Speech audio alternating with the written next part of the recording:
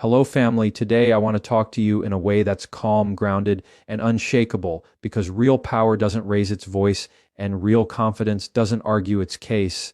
It simply knows where it stands, and if you've ever wondered why certain people keep crossing your boundaries, draining your energy, or pulling you into unnecessary conflict, it's not because you're weak or unaware, it's because you haven't done this one thing consistently, and once you do, toxic people don't need to be confronted, exposed, or corrected. They quietly lose access because when you move with clarity instead of emotion, manipulation has nowhere to land, and peace becomes your loudest response.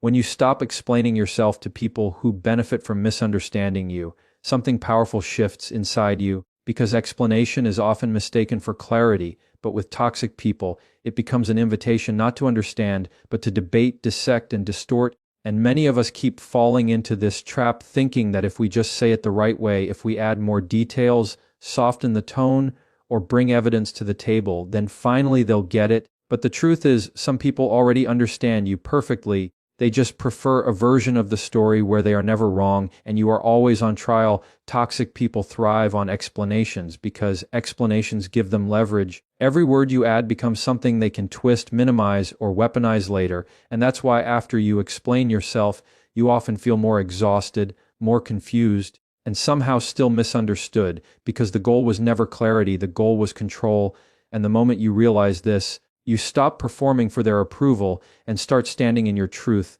without needing witnesses. There is a quiet authority that comes from saying less, not because you're hiding, but because you're secure when you no longer feel the need to justify your boundaries, your decisions, or your distance. You communicate something far stronger than words. You communicate self-respect. And toxic people are deeply uncomfortable around people who don't over-explain because over-explaining signals doubt, while calm restraint signals certainty. Think about how often you've tried to defend your intentions. You say, "That's not what I meant," or "Let me explain why I did that," but intention is irrelevant to someone who profits from your guilt, because as long as you're explaining, you're still emotionally engaged, and emotional engagement is the doorway they walk through every single time. When you stop explaining, you're not being rude, cold, or dismissive. You're being clear. Clarity does not require paragraphs. It requires alignment. And aligned people don't negotiate their self-worth.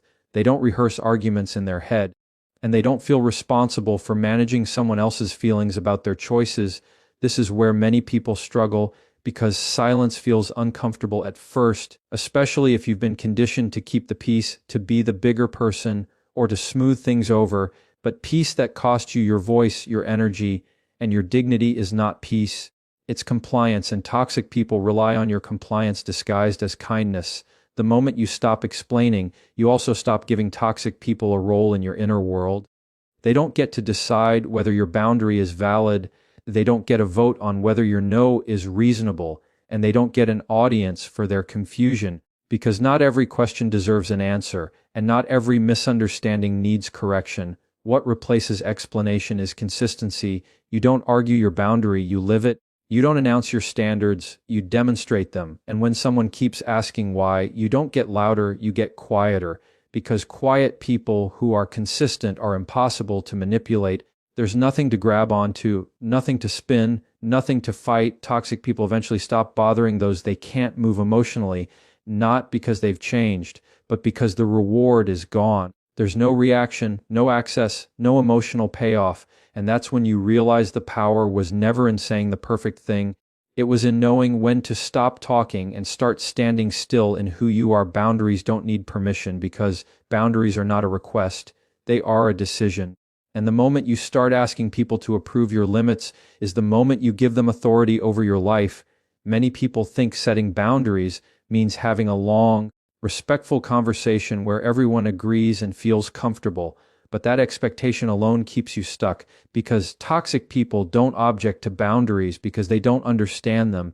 They object because boundaries interrupt access. When you wait for permission, you're really waiting for validation, and validation is dangerous when it comes from people who benefit from you having none. Toxic people are comfortable as long as you are available, flexible, and emotionally accessible on demand.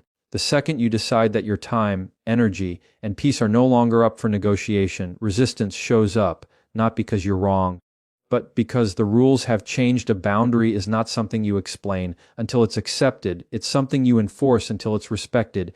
And enforcement doesn't require anger, speeches, or threats. It requires follow through. And this is where most people hesitate, because enforcing a boundary means being okay with discomfort, misunderstanding, and sometimes distance. And those outcomes feel scary if you've been trained to keep everyone close, happy, and calm. But here's the truth: people who respect you don't need convincing. They adjust. People who don't respect you demand explanations, debates, and exceptions. And when you notice that pattern, you stop trying to convince and start deciding. Because boundaries that need approval are not boundaries, they are negotiations. Toxic people often respond to boundaries with guilt, confusion, or victimhood. They say things like, "You've changed," or "You're being difficult," or "I would never do this to you." And those statements are not observations, they are strategies designed to pull you back into old roles where you overgive and underprotect. And if you respond by defending yourself, you're back in the cycle. Boundaries don't need permission because your well-being is not a group decision. You don't need a committee to approve your rest, your distance, your no, or your growth. And when you stop treating your boundaries like something fragile that needs to be handled gently and start treating them like something solid that needs to be honored, the entire dynamic shifts. At first, enforcing boundaries may feel selfish, especially if you're used to being the dependable one, the listener, the fixer. But selfishness is about taking at the expense of others. Boundaries are about protecting yourself without harming anyone. And if someone feels harmed by your need for space, limits, or respect, that discomfort belongs to them, not you. One of the hardest lessons is realizing that some people only stay close to you because you don't have boundaries, not because they value you. And when you finally put a line in place, they push back, test it, or walk away. And that moment hurts, but it also reveals truth. Because anyone who requires unlimited access to remain in your life was never there for the right reasons. Boundaries don't need permission, but they do require courage: the courage to disappoint, the courage to be misunderstood, and the courage to let people react however they choose. Because your responsibility ends at being clear and consistent, not at managing their response. When you stop explaining why you need a boundary and simply live by it, you reclaim your authority, your tone becomes calmer, your decisions become cleaner, and your nervous system starts to relax because you're no longer on guard, waiting for someone to cross a line you never fully claimed. Over time, toxic people stop testing boundaries that don't move. They look for flexibility, loopholes, and emotional openings, and when they find none, they redirect their attention elsewhere, not because you argued better, but because you stood firmer. Boundaries don't isolate you, they filter your life. They remove chaos, confusion, and emotional noise, making room for relationships that feel mutual, safe, and steady.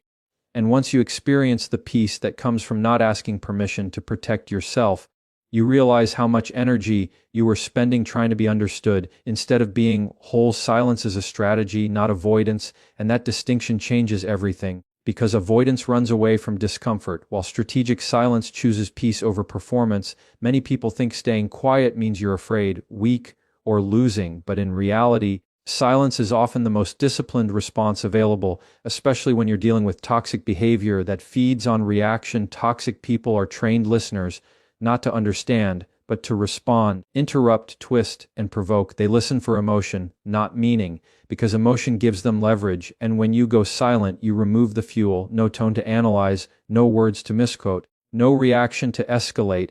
And without that stimulation, their tactics collapse. Silence is not about suppressing your truth. It's about choosing the right environment for it. Not everyone deserves access to your thoughts, explanations, or emotions, and speaking in the wrong room can be just as harmful as staying quiet for too long. Strategic silence recognizes that some conversations are not conversations at all. They are traps disguised as dialogue. There is a moment in every toxic interaction where you feel the pull to respond, to correct, to defend, to prove, and that moment is where power is decided, because reacting gives control to the person who provoked you, while restraint gives control back to you. Silence interrupts the pattern they expect, and unpredictability unsettles those who rely on manipulation. Many people overtalk because silence feels unsafe. It brings up fear of being misjudged, abandoned, or painted as the villain. But toxic people already have a narrative, and your words won't change it. Explaining yourself only helps them refine the story. While silence denies them new material, silence also creates space to observe, to regulate your emotions, and to respond later if needed from a grounded place, instead of reacting in real time.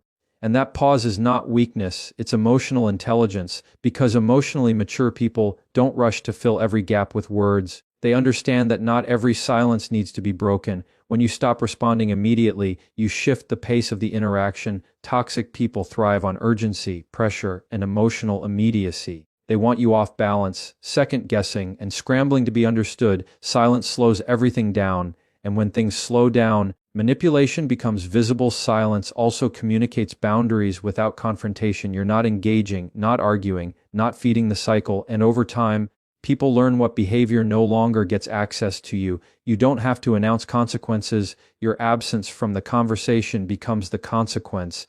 This doesn't mean you never speak. It means you choose when speaking is productive and when it's performative. Strategic silence is selective.